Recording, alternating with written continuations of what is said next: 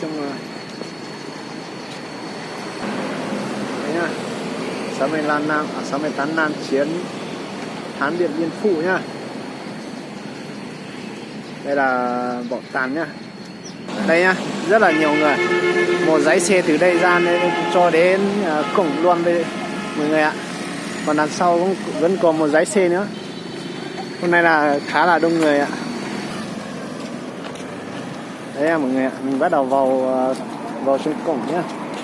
Vào phòng bán vé xong rồi mình vào. Đây. Vào trong cổng luôn. Đấy mọi người nhá. Đây là bảo tàng á, trong này là mình tí lát nữa mình sẽ đi vào trong này. Là sẽ review những di tích lịch sử của ngày xưa cho mọi người xem nhá. Và bây giờ mình đang chờ đi mua vé đây xong rồi mình vào. Mua gì à? Mua được vé chưa? Không có vé. À, hôm nay là ngày lễ là người ta miễn phí cho vào miễn phí nha. Rồi. Ok, bây giờ mình đi thôi. Đó. Ok, mọi người ạ, bây giờ mình bắt đầu vào trong kho bảo tàng nhá. Bắt đầu vào xem là trong này xem nó có cái gì là mình sẽ quay cho các bạn xem. Nào đi thôi anh em ơi.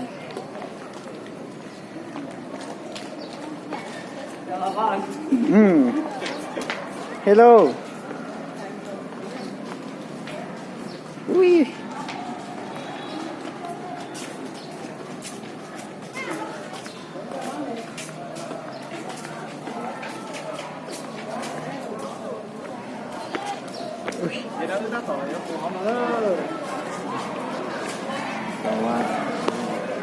Tá tới em Nó mất thẻ ăn cưa một ngã toa.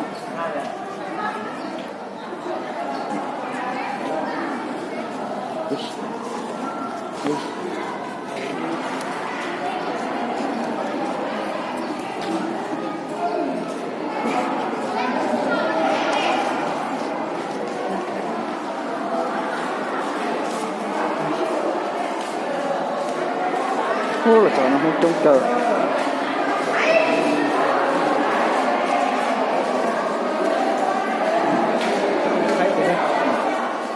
Bây giờ mình vào luôn trong này đấy mọi người ạ. Khá là đông người nhá.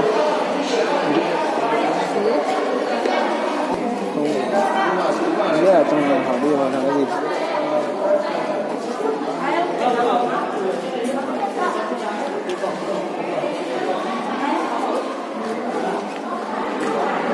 Đây là những quầy người ta bán hàng.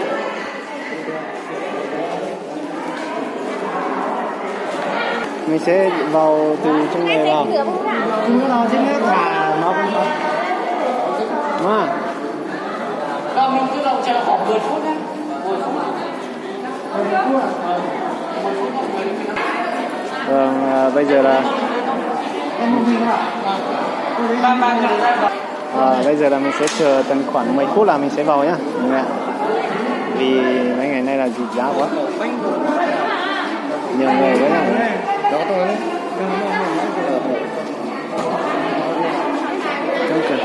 Giờ mình sẽ đi vào trong kho bảo tàng trước, xong là tí mình vào trong kia. Đi từ đây lên. Thảo con trên những môn này xé đi trong ngủ cái gì. Thế lên một số nó là.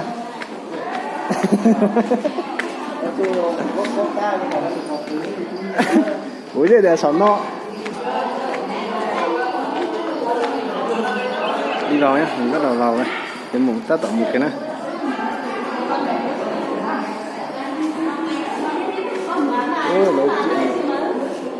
Nói chuyện. Nó kìa, bắt đầu vào luôn nhá.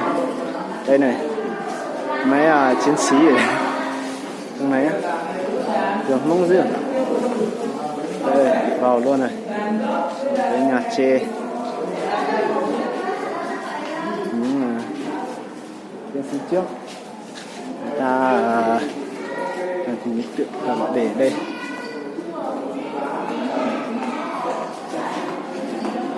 đây là những cái cây sống cây nổ của người dân, người ta đưa về đây để bỏ tàn hết rồi. Đấy.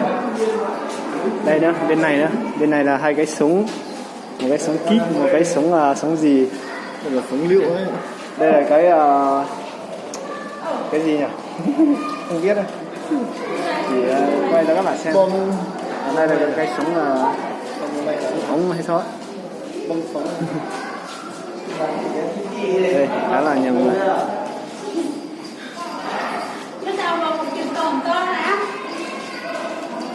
Người ta ở đây để chụp hành này. Hai chiến sĩ người ta ngắm sống.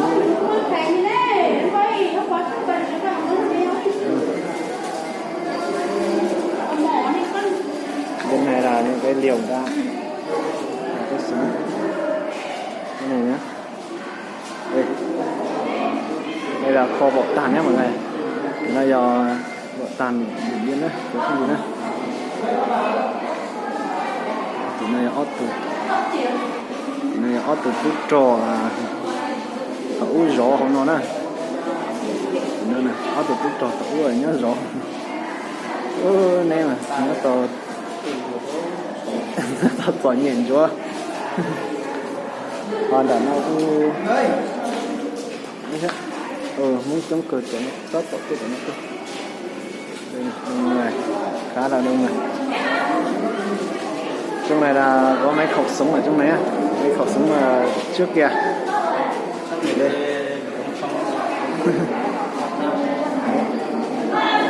Bên này nữa.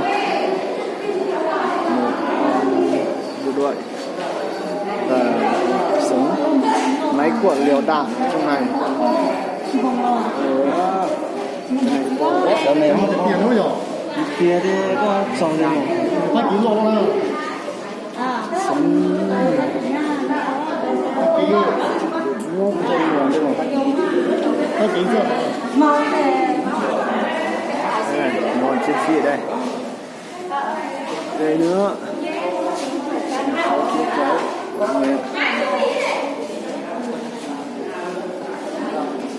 Mình sẽ đi tiếp theo đi sang bên này. Những cái khẩu súng của ví dụ như này, ba lô, mũ, trang mạc các thứ.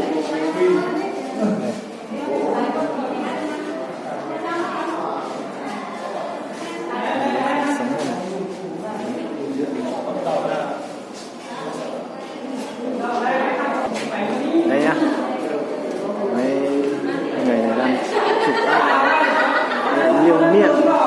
Đây là chiếc xe gì?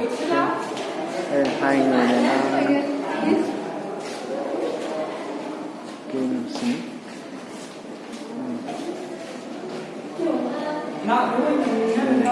Khẩu súng thì từ đây ra. Các phổ lại ta tập trung phổ lòi ở tua. Phổ lòi.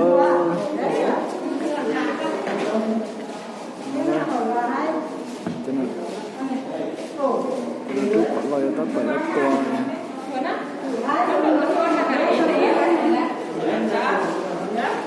Phổ lòi này.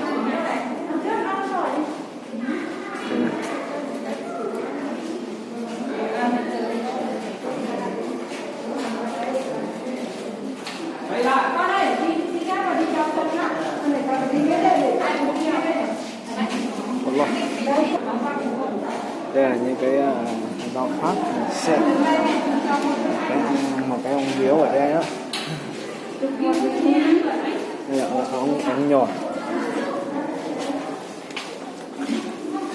Bên này nữa này. Rồi xem.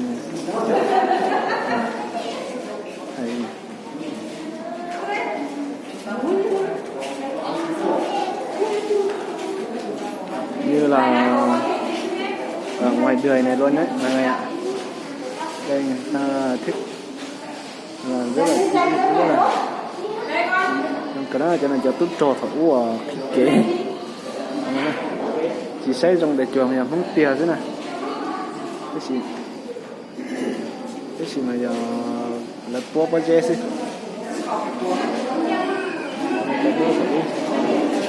đây một cái xe rùa đây là chợ lương thực không số trên nào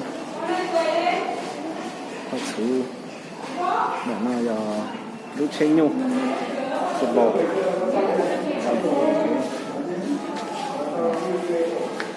bà bò gạo ấy đây nữa một cái sợi này xem đây là hai củ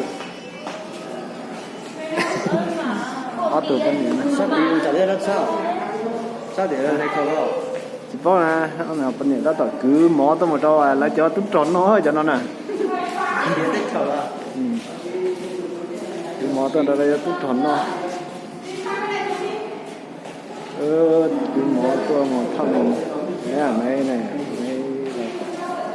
đây là một con ngựa chợ lương thực đi cho mấy đồng chí ăn đấy hai con gái đi theo con ngựa này nữa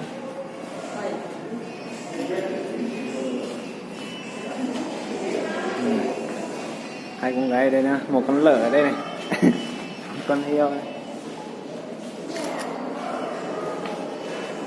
ôi rồi đèn quá mọi người ạ. Đây là di tích lịch sử Điện Biên Phủ nha, Bảo tàng nhá.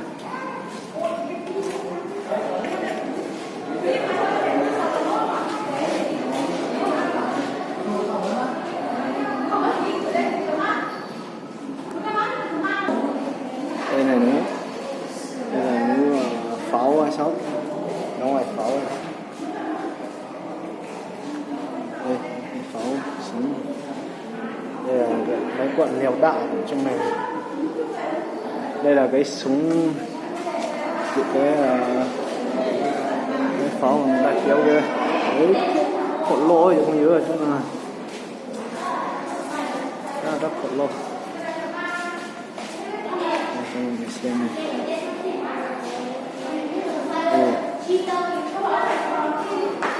Khổ lô nữa. Đây là một cái gì không biết đâu.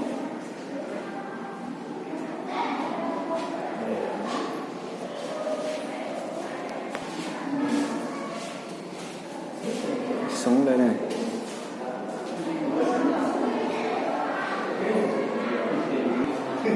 Một cái súng ở đây nữa. Cái đập phổi nó chứ không nhớ. Còn đau tuyệt tuyệt. Từ tú trò thì nó ta tỏ nhà xây lớn. Sau này nó không nhiều khó. Chế mấy liền nào hảo. Ta tỏ nhà xây lớn này.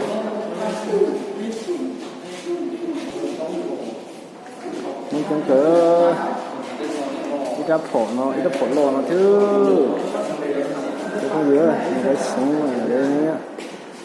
Đây là không biết là súng gì.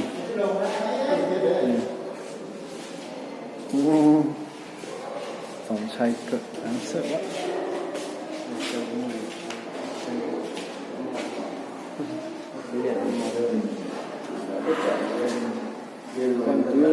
Đây là đờ ăn một nhé. Một tàn đờ ăn một, người ta vẽ trong trưng này để trong này. Say. Đây là hai đồng chí này đang rất là buồn, đang dậy sầu một chai rượu. Đấy.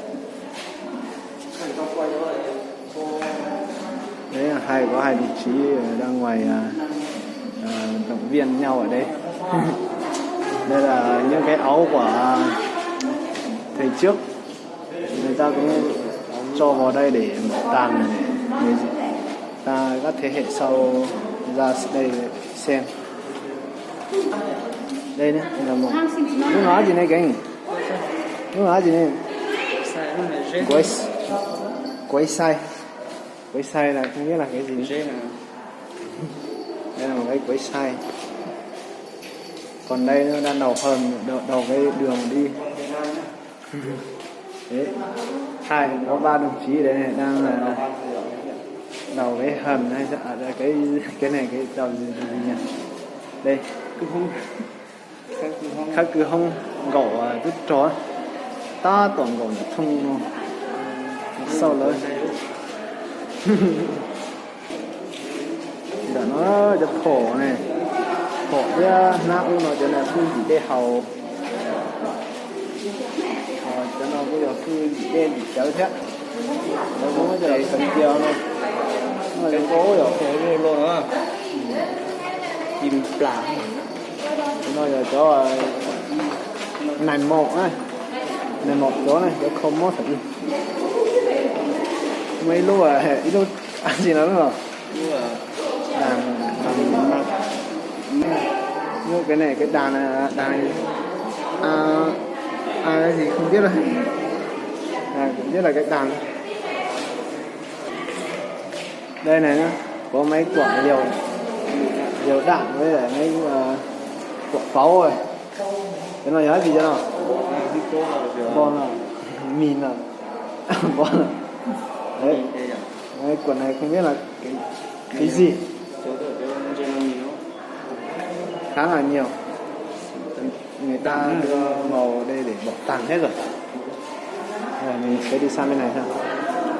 Ở đây là có một cái khu căn cứ ở đây để người ta chữa bệnh nhá biết chưa đấy đây bàn phóng thuật này thoát này cái này có cái cán để khen này ở đây này đấy chữa trị cho mấy đồng chí này đất tội để cho này để tìm không mò này không mò sao được nó on này tụi nó chưa ta tội khó chuồng không thể tiền chứ ít tụ về nó tụ này màu rất là khó của nó là sát tới rồi ít cho nhá vì nó thiết có mấy đồng chí ở đây nữa phụ cờ này là cho nó sát cờ này để phụ đây tụi nó thiết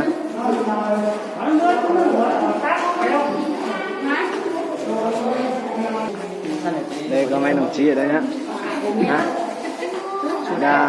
trụ tập ở đây đang bàn bạc sẽ làm cái gì để dịch con đọc thư con lại thuận sống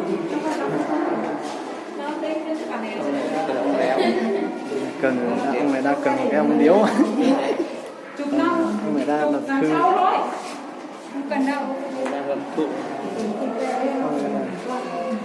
nào xem bên này đây là hai cái bếp để nấu cơm đấy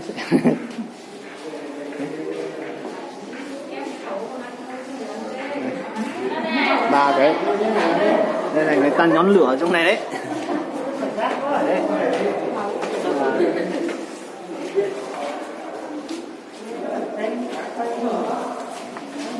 bên này nhé đâu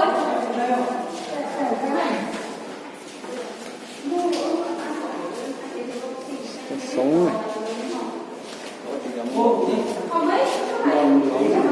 nó hồi giờ đấy pháo à to cực kỳ to luôn 6 ống luôn 6 bán một phát là 6 quả pháo luôn đây ôi đáng sợ quá dần sai cơ còn lo đấy chẳng có gì đây chắc nó là mua plau luôn mà giữ để lên từ thảo ôi giờ là tuột ra nó tôi chỉ mà dùng con xe khét gì đi đâu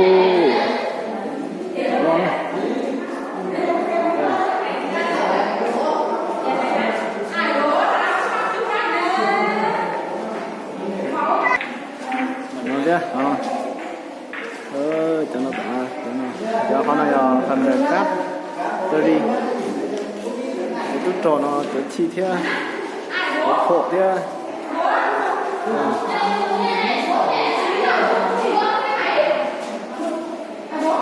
trong góc kìa bây giờ thấy là thầy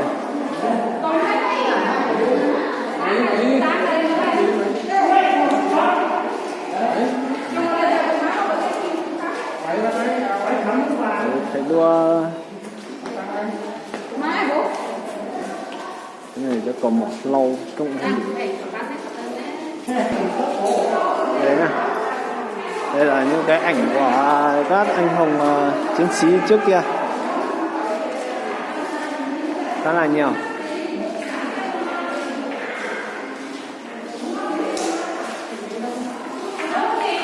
Còn bên này là toàn cảnh của thành phố Điện Biên bây giờ là cũng chụp ảnh về để trong này hết rồi. Đây là toàn cảnh của thành phố Điện Biên là bây giờ hiện tại luôn nhá. Và bây giờ cô chú sẽ tham quan nhà trưng bày của Bảo tàng Chiến thắng lịch sử Điện Biên Phủ. Thì thưa cô chú trong đoàn, với diện tích là 1.250 m2 thì hiện nay có trưng bày gần 1.000 tài liệu hiện vật và hình ảnh sẽ kết hợp với cảnh quan cảnh tượng lịch sử với mong muốn phần nào tái hiện lại chiến thắng hào hùng của quân và dân ta. Và mở đầu phần không gian trưng bày thì đây chính là mô phỏng buổi lái làm việc của Bộ Chính trị Ban chấp hành Trung ương Đảng tại An toàn khu Định Hóa Thái Nguyên. Trong các lán nhỏ đơn sơ tại chính khu Bến Bắc, nơi được mệnh danh là thủ đô kháng chiến, Bộ Chính trị Ban chấp hành Trung ương Đảng đã tổ chức rất nhiều những cuộc họp quan trọng. Và đặc biệt vào ngày 6 tháng 12 năm 1953, Bộ Chính trị đã quyết định mở chiến dịch Điện Biên Phủ. Và tại cuộc họp quan trọng này có sự chủ trì của Chủ tịch Hồ Chí Minh, có sự tham gia của đồng chí Tổng Bí thư Trường Chinh, Phó Thủ tướng Phạm Văn Đồng và Đại tướng Võ Nguyên Giáp. Và cuối tháng 12 năm 1953, Bộ Chính trị đã quyết định chọn Điện Biên Phủ làm điểm quyết chiến chiến lược, đồng thời thành lập Đảng ủy và Bộ Chỉ huy Mặt trận, do Đại tướng Võ Nguyên Giáp làm Bí thư Đảng ủy kiêm Chỉ huy trưởng Mặt trận. Và giới thiệu tới các cô chú trong đoàn, bức ảnh trên tường kia thì đó chính là bức ảnh ghi lại thời khắc vào đầu xuân năm 1954, trước khi lên đường tham gia chiến dịch, Đại tướng Võ Nguyên Giáp có đến khuôn tắc Thái Nguyên chào Bác và xin chỉ thị lần cuối. Và cũng chính trong lần gặp mặt đó, Chủ tịch Hồ Chí Minh có hỏi Đại tướng Võ Nguyên Giáp rằng: "Chú đi xa như vậy, chỉ đạo chiến trường có gì trở ngại?" Đại tướng trả lời: "Thưa Bác, chỉ trở ngại là ở xa, khi có vấn đề quan trọng và cấp thiết, khó xin ý kiến chỉ đạo của Bác và Bộ Chính trị." Chủ tịch Hồ Chí Minh đã ân cần căn dặn đại tướng rằng: "Tổng tư lệnh ra mặt trận, tướng quân tại ngoại trao cho chú toàn quyền quyết định. Trận này quan trọng, phải đánh cho thắng, chắc thắng mới đánh, không chắc thắng không đánh." Và đó cũng chính là kim chỉ nam xuyên suốt cho mọi hành động của đại tướng để chỉ huy chiến dịch Điện Biên Phủ đi đến toàn thắng và làm nên chiến thắng lịch sử Điện Biên Phủ. Lần lễ Nam Châu chấn động địa cầu. Cô chú sẽ giới thiệu nhé. Tuy nhiên cái đoàn này để được rồi, cảm ơn mọi người đã xem và ủng hộ kênh của mình nhá. Và bây giờ mình cũng đã đi hết cái kho bảo tàng này rồi, thì bây giờ mình sẽ đi về.